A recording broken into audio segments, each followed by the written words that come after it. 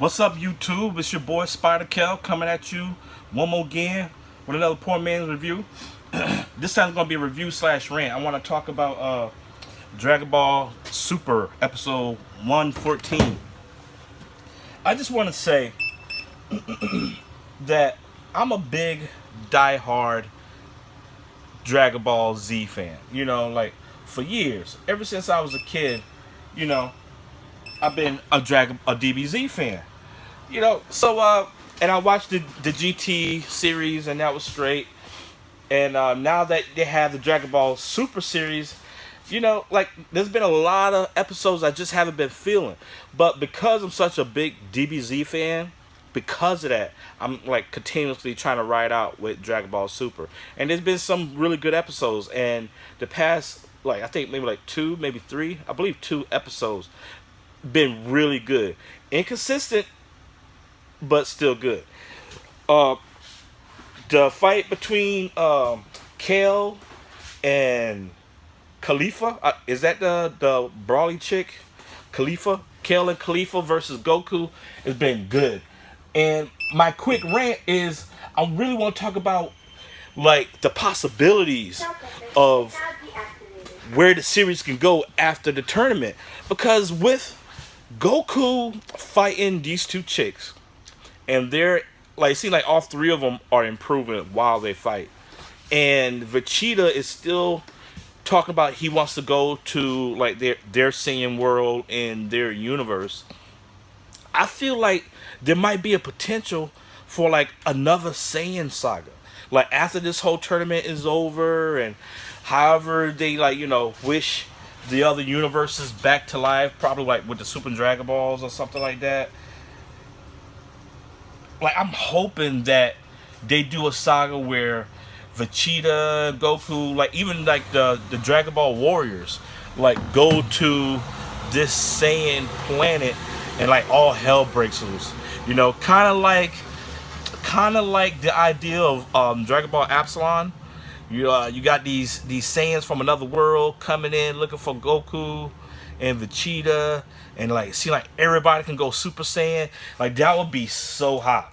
Do a Saiyan saga where these guys go to the planet of that universe, and Kale, Khalifa, and Kaba or whatever his name is, Kappa or whatever his name is, like they all like train like the Saiyans of that world how to turn Super Saiyans, and like the vast majority. Oh, well, no, let's not say the majority of the Saiyans can turn Super Saiyan.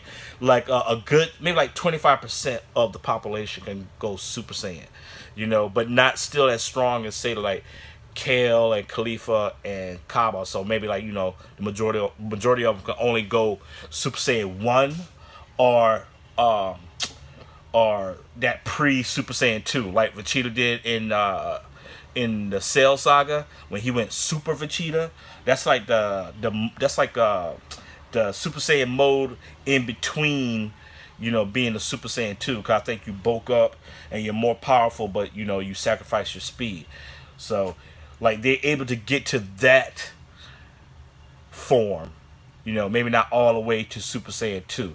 I don't want it to be where all Saiyans just have the potential to just go ape shit ham and God mode, or like Super Saiyan 3 or whatever like that. I want Kale and Khalifa to be a special case. Just maybe because of their mentality or whatever. That's why they're able to push so far. The same thing like with Goku and Vegeta, their mentality.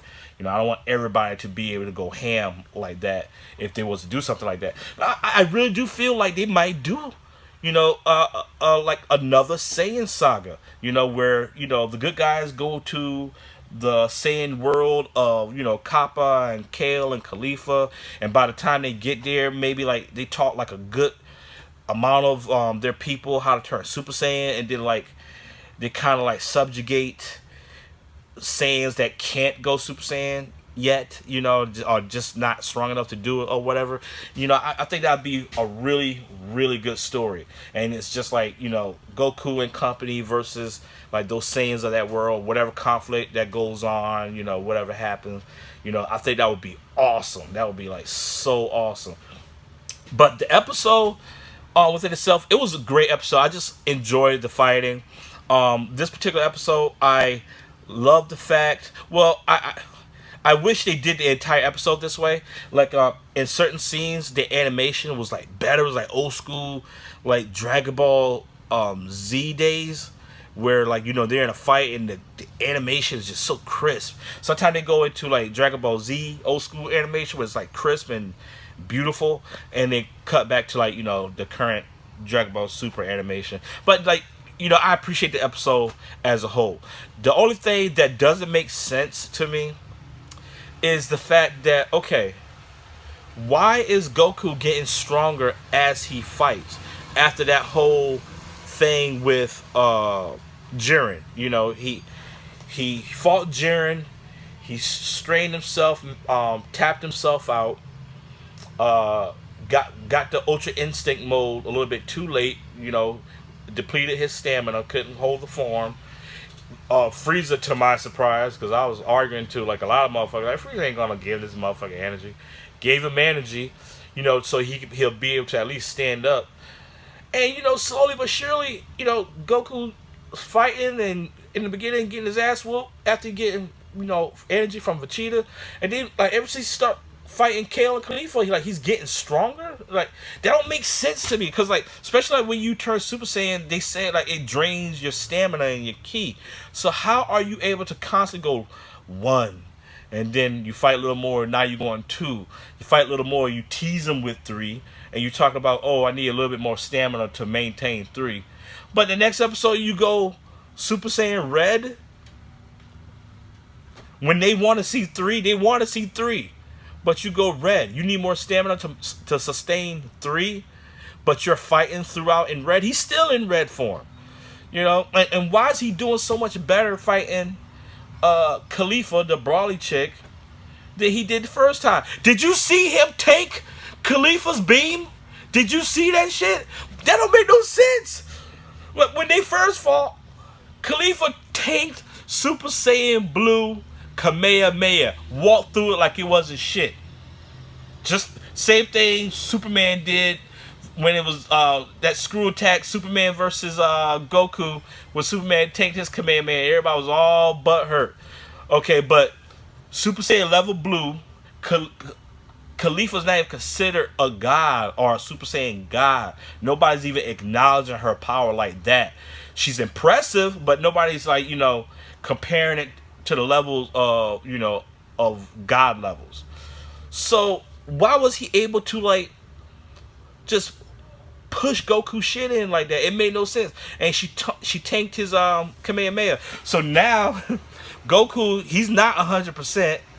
He's Super Saiyan Red, which is a grade down from Blue. And he takes her beam, and she's now like she's stronger than ever. Like she has her Berserker Rage power form with her mind intact. She's able to go into that mode with her mind still intact. Cool. So that means when she threw that super beam at Goku, being pissed off at what Goku did to her girl, her baby Kale, Goku tanked that shit. How did he do? It don't make no sense. It don't make no sense. The only way I would accept it if someone in the series like Wiz or Beerus or something will state like, oh, Goku was having trouble with Khalifa the first time. Why is he doing so much better? Why is he just getting stronger? Like shouldn't the Super Saiyan forms drain your stamina and your energy? And have Wiz say something like it might possibly be because of Goku unleashing the Ultra Instinct. Maybe because he released that form, it's giving him like new and different abilities. Maybe like he can like rapidly regain his stamina, so he can like go back into like 100% form mode. That would make a little sense, because that would explain like why this dude is just sitting there, Jiren sitting there just meditating. Like maybe going into those forms, you have like an ability where you could just you could just regain energy so quickly, you know, faster than anyone else. You know, maybe that's something, you know, or maybe like Goku's kind of like have a little bit, a tiny bit of Ultra Instinct power sprinkled into his Super Saiyan forms. You know, I would accept, you know, some kind of explanation, something. You know, like, biggest problem I have with the Dragon Ball Super series is just the inconsistencies. You know, how the fuck can you guys now keep up with Goku's instant transmission? Why are the creators making the instant transmission technique obsolete? You know, where anybody can fucking punish that shit now. Like, okay, Goku in the scene of the last episode, Goku did an instant transmission, and he was gonna do some shit to Kale. And Kale just picked a random spot to do a ki blast. How you know he's gonna be over there? Like, you shouldn't be able to sense him or where he's gonna be. That's the same shit that Frieza did with that Yardrak character. You know, the species that created the technique, and they don't even have to go like this. They just zip, zip, zip, zip, zip. And Frieza just knows where that's dumb as fuck. That's dumb as fuck. You know, you shouldn't do like stupid shit like that. You know, stuff like that, inconsistencies like that is what, you know, bothers the hell out of me. But yeah, these the last episode was great. The episode after that was also great. I still say both episodes with Master Roshi doing the damn thing and holding it down is still my favorite episodes. You know, he still represented the most out of everyone. But the last two episodes is great, you know, and I hope it gets better, you know, from here. I look forward to it. You know, I hear rumor that Goku might fuse with Vegeta, which would be cool, you know, so we can see Ultra Instinct Vegito, you know, versus Kefla or whatever her name is, and Jiren. You know, that'd be awesome, you know. So we'll see what happens, guys. I just want to share my opinion, you know, let you guys know how I felt about the episode. I'm looking forward to some future episodes, and you know, if I feel like it's something that needs to be talked about, I'll make a video to it. So until then, I'll holler at y'all later. Peace.